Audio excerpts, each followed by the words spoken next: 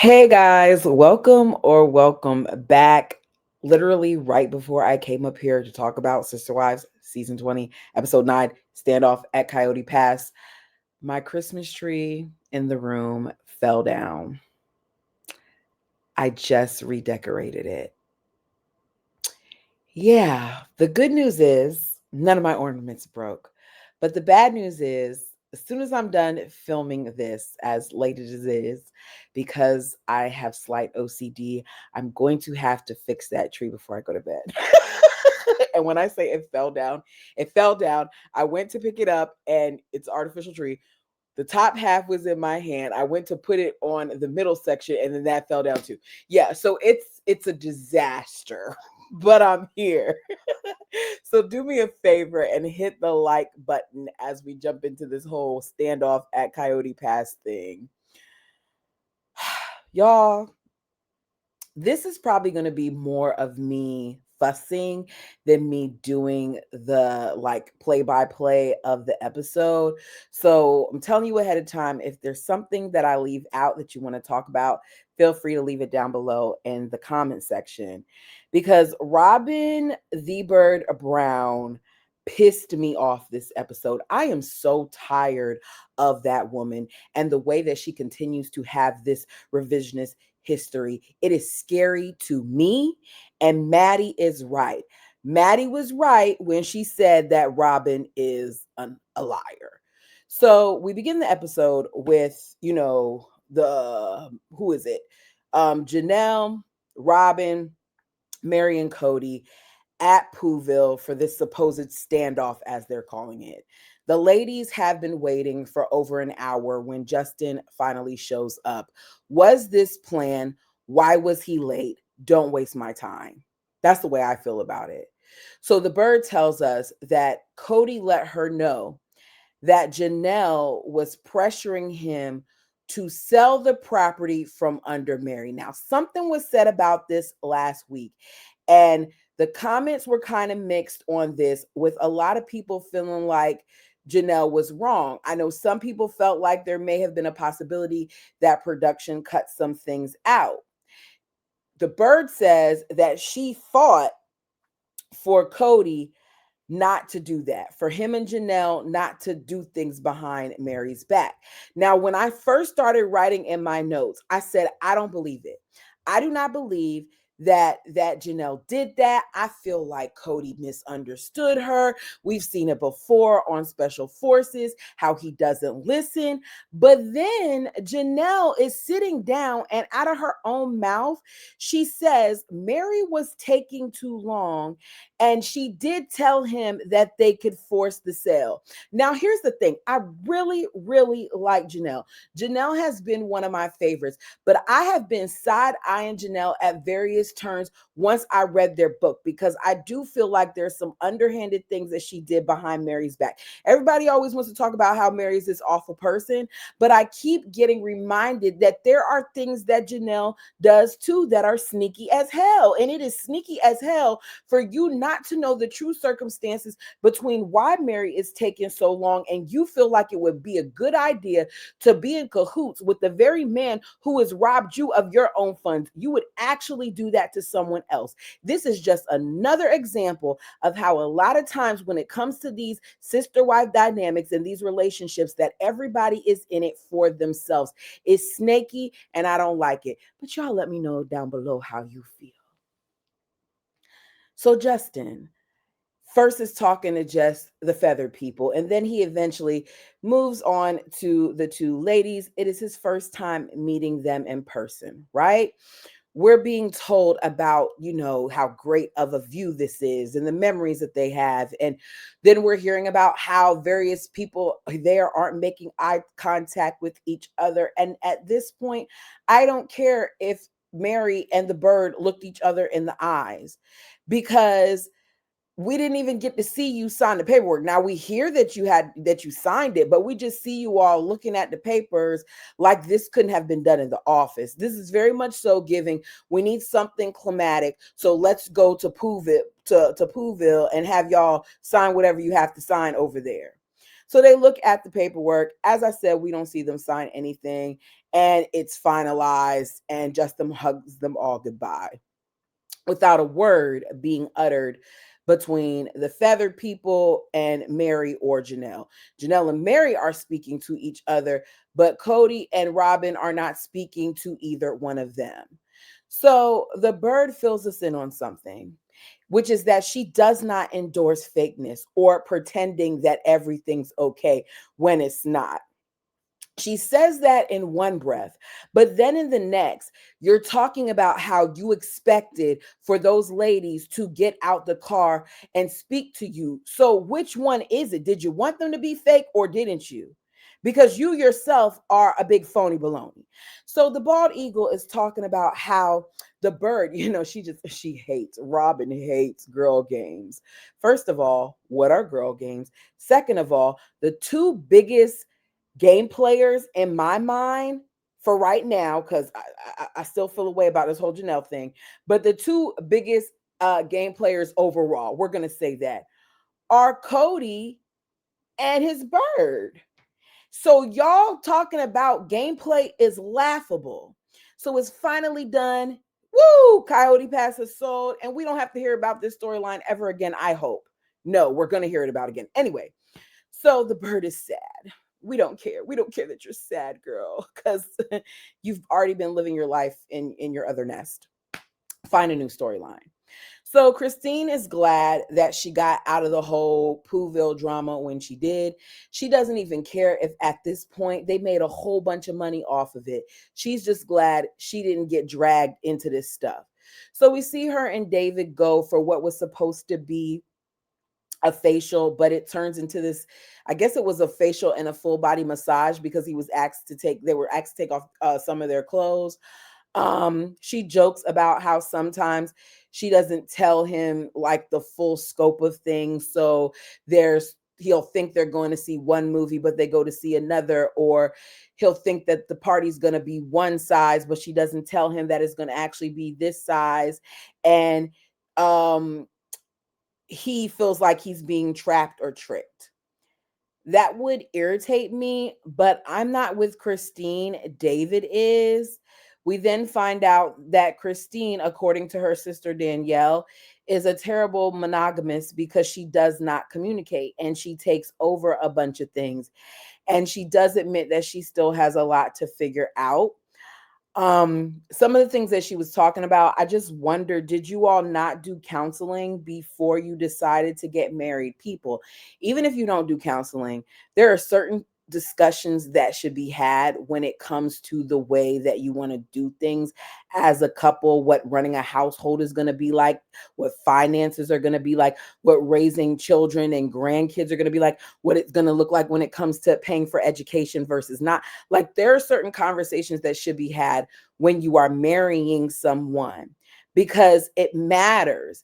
Not everybody is going to be as patient as we're being told by Christine that David is. Not everyone is going to work through some of Christine's issues. Now Christine says that she, wanted to treat David because he always gives. He gives at home, he gives at the job, like he's always giving.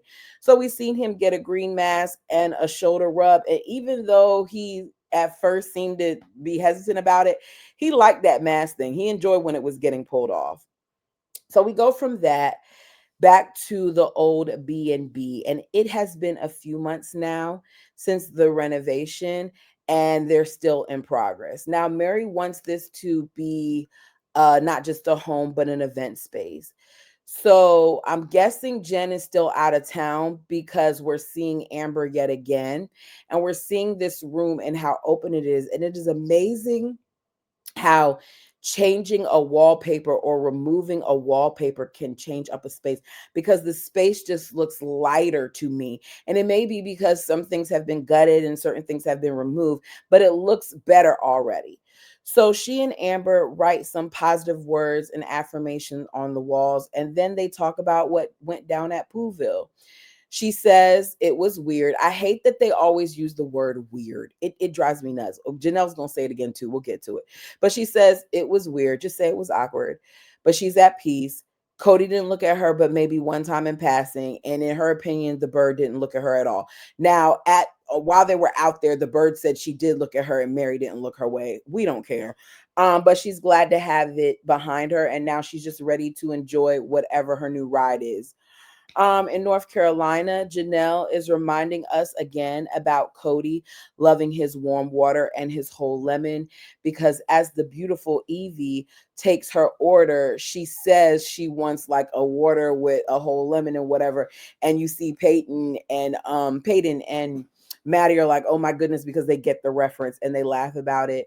She then fills Maddie in on what went down at Pooville and how the bird didn't speak to her or Mary and that it was weird. They describe everything, as I said, as weird. It's not weird. It's awkward because you all have so much to say when you're in confessionals, but when you're in each other's face, it's crickets.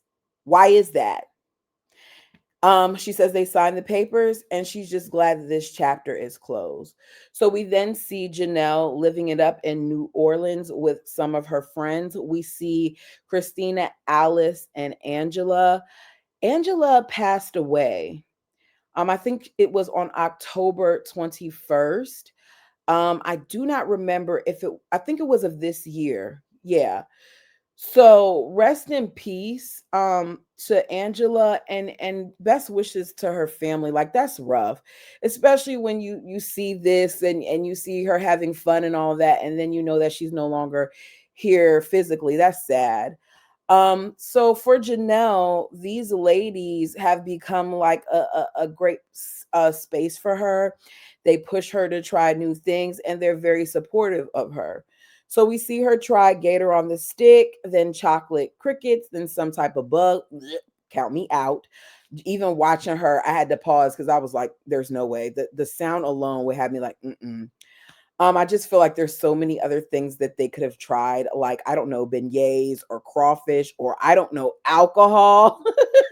So I was like, get a hurricane, Janelle. And the moment that I wrote that in my notes, the gentleman came out with some hurricanes. So Janelle loves how easygoing her friends are and how trips with them are, because with the sister wives, it would have been a whole to do and it would have been complicated because there would have had to be an itinerary and all those things. Confession.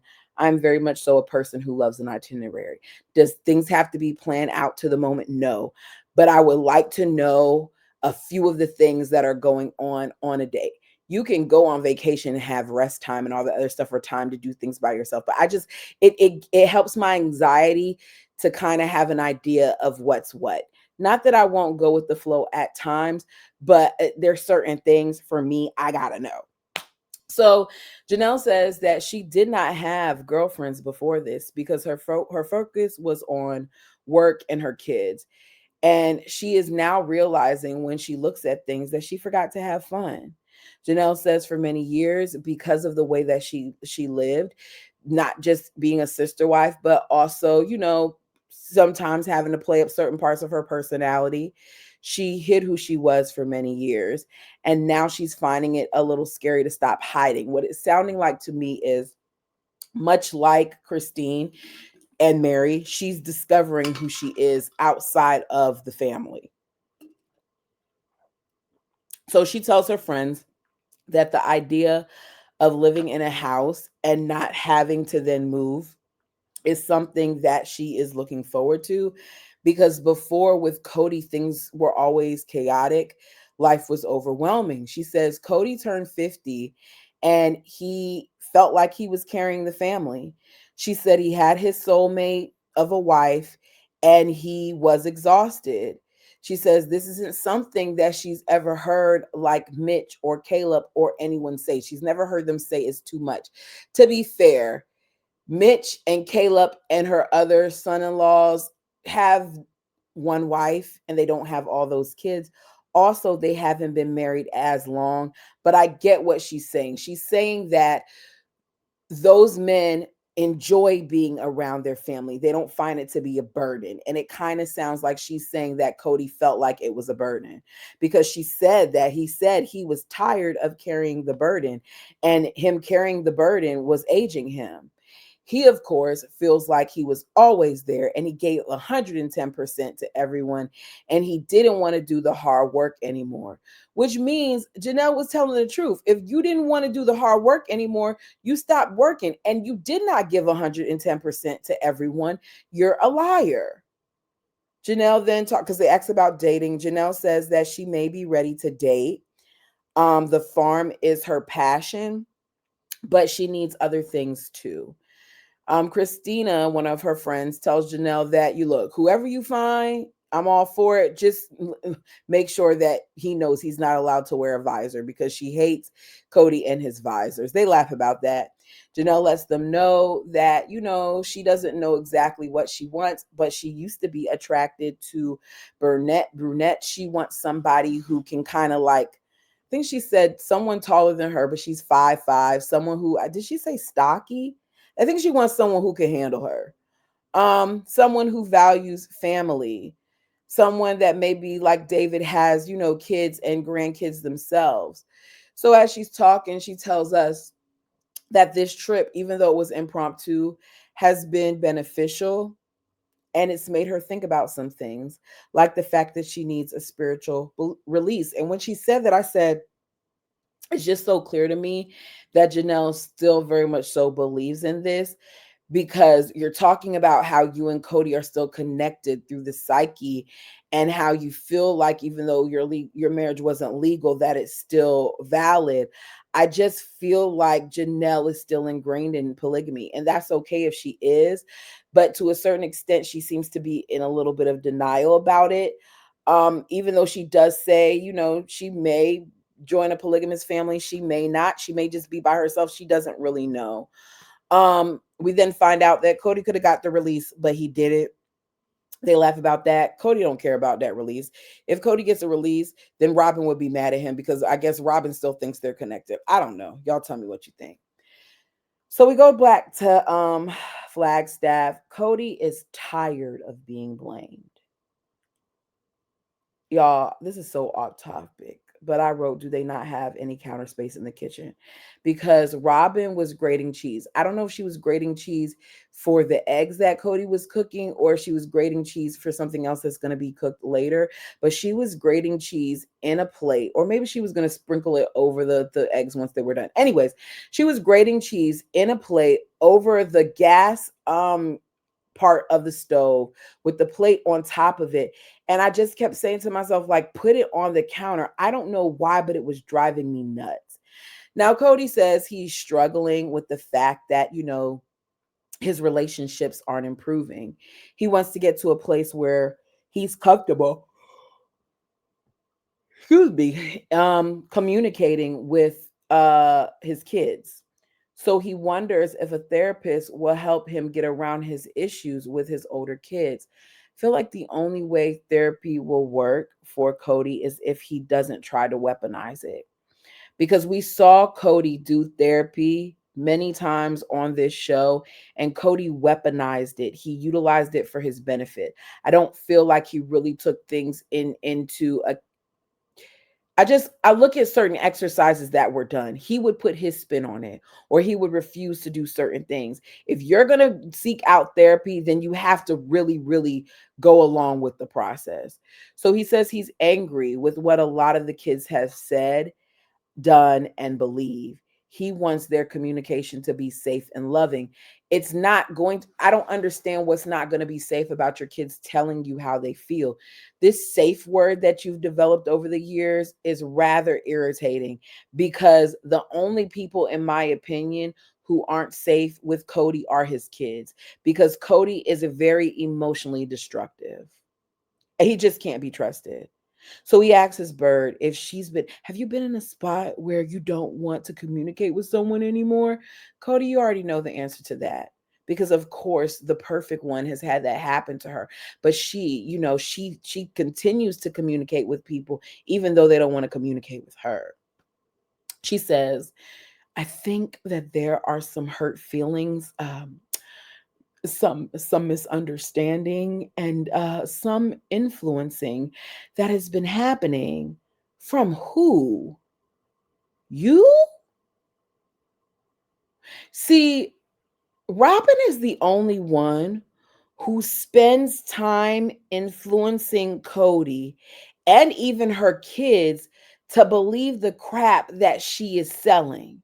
She also says, I feel like it's important for the kids to have a relationship with you and for you to have a relationship with them and for, them to have one with me. The way that I started laughing when I heard her say that, because these aren't little kids. Truly is the only person at this point who is not an adult from his other children, the children that he had with his first three wives. His children are grown. They don't have to have a relationship with him, and they certainly don't have to have a relationship with that lady. She then says, parents don't really. I'm trying to say this with a face.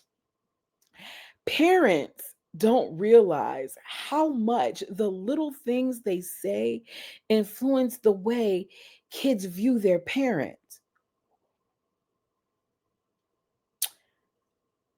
This is coming from a woman that forced the biological father out of her children's lives.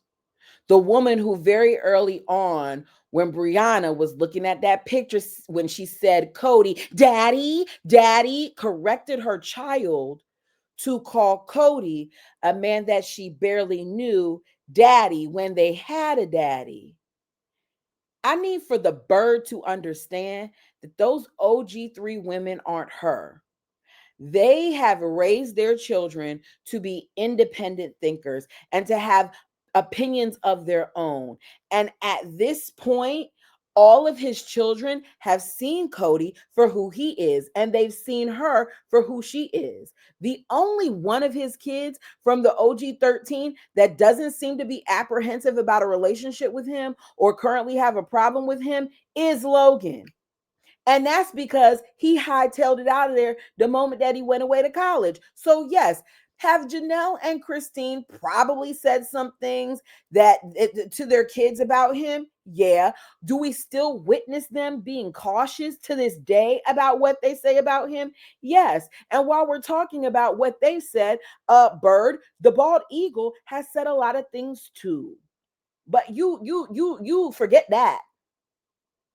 So the bird is acting like we didn't see her sitting on her perch influencing her own kids, that we didn't see her lying about her purity to not just her kids but to the others as well, or lying about the family not wanting to have anything to do with the kids when they really didn't want to have anything to do with her. But the bird is supposed to be this all-knowing being, and she gets on my flipping nerves. She then further pisses me off because she says, in plural marriage, the dad isn't around as much as the mom. And what does that mean? My father was in the military growing up. My father and my mother got divorced when I was young. So it's clear that more than likely, given that they were divorced when I was young and my father was in the military when I was young, well, much longer than that. The point is, given that my father was in the military and given that my parents got divorced, that would mean that I clearly probably spent more time with my mother than I did my father. But guess what? I'm closer to my father. Why? Because my father never allowed the divorce from my mother to stop him from being a present parent for us. There are no excuses. Cody just now deciding to reach out and call his kids does not mean that they need to give immediate access to him. Cody needs to work for it because Cody is the one who called his son Gabe on his birthday, not to wish him a happy birthday, but to talk about having Cody. COVID. And Cody is the one that wasn't willing to attend surgery with Isabel or even sing to her when she requested it. We found that out in the book because he couldn't bear to be away from the bird and her kids for more than a few days. And Cody is the one that lived minutes away from Truly, but made no effort to see her or the other kids whose mothers pissed him off. Cody is the one that didn't call Savannah during Christmas after Janelle cussed his tail out. And the one, along with his bird, that didn't feel like it was safe. It wasn't safe for them to have Christmas Eve together at Mary's. And he didn't want to go to the Airbnb when Christine and Janelle got that because he wasn't going over there. If they wanted to see him, they needed to come to his house and apologize to Robin.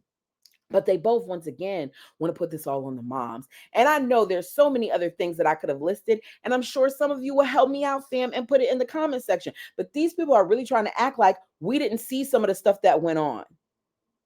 I feel like Robin needs to be knocked down a peg or two. She would not be allowed to utter my name if I were one of those other ladies because she continues to be a problem. Both Janelle and Christine basically say that they have no influence over their kids. It's his responsibility to be a parent.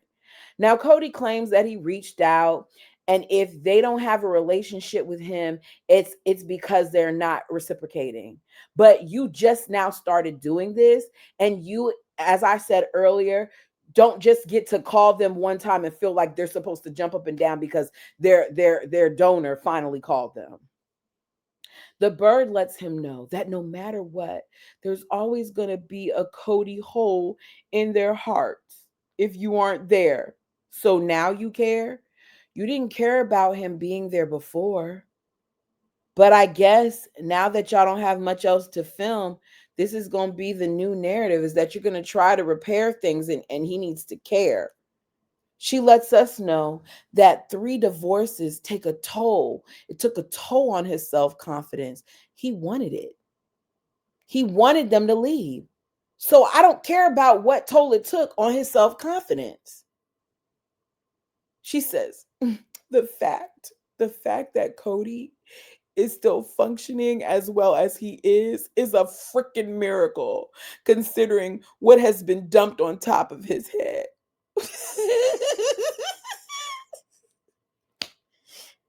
Self-inflicted. He put his own knife in the kidney. So Cody says, the knife of the father is never out of the heart of his children. I've never heard of this before. Maybe some of you all have, but I don't understand why he thinks that that's a good quote.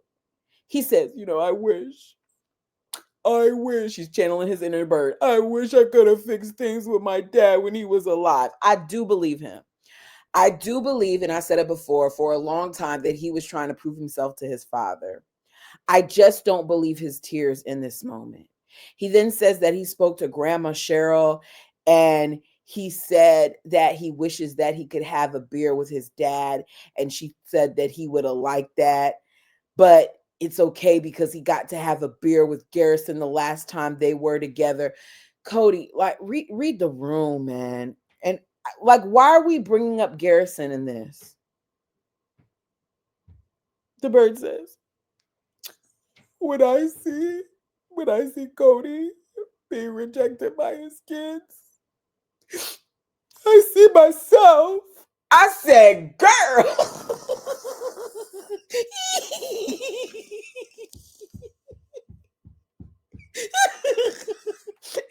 this is not about you.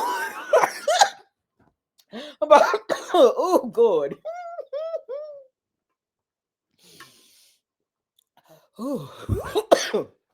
Yo, I'm choking myself out. This is not about you. Why does she make everything about her? It's not about her. We already know you were rejected by your biological father, but were you really rejected? Or was it the same thing that you did to your kids that Alice did to you? Because it's very much so giving that you followed Alice's footsteps. She says, I look like him.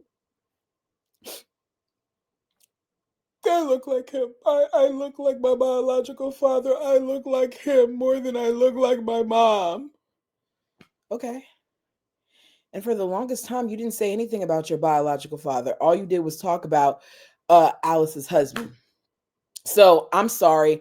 I don't feel sorry for her in that moment when she's crying. Could there be an issue there? Yes. But Robin is so manipulative that I can't feel sorry for her. I can't. So she then talks about how this is a complicated situation for his kids to understand because it's been confusing. No, it hasn't. It hasn't been confusing. Cody then says, part of the problem is I had a lot of mean things to say about their mothers. True. Very true. But at what point are you going to take it back? Because we saw you as recently as a week ago on air, not even a week ago, saying that the others are to blame. So which one is it? Robin is like, I just need for him to find himself again. And that's basically it. And we see what's to come. It's about to be a whole bunch of mess with this situation with Janelle and Mary.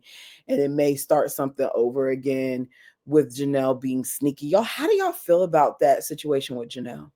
Because you can still I still like Janelle, but I'm really bothered by that situation. Anyways, let me know your thoughts down below. Like the video as it helps my channel. Subscribe if you haven't done so already. And hype me up if you can. Now I gotta go and try to fix my tree. Hopefully, I can do it in like 30 minutes. Oh God. Oh, we'll see. All right. Until next time. Peace.